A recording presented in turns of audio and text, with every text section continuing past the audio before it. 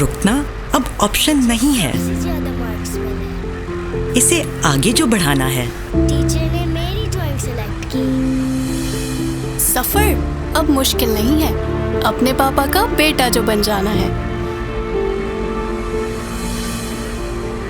कदम अब जमे रहेंगे, लड़खड़ाना अब मुमकिन नहीं है।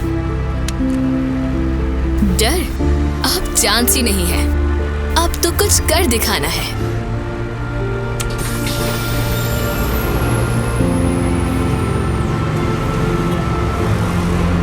मंजिल चाहे कितनी ही दूर हो, अपनों से जुड़े रहना है।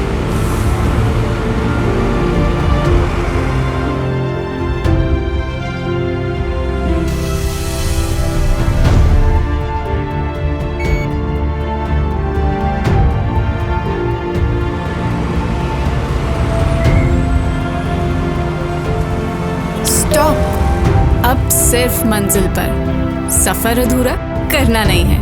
ऐसे ही रोज हजारों औरतों का सफर महफूज और आसान बना रही है पिंक बस, क्योंकि अब रुकना ऑप्शन नहीं है।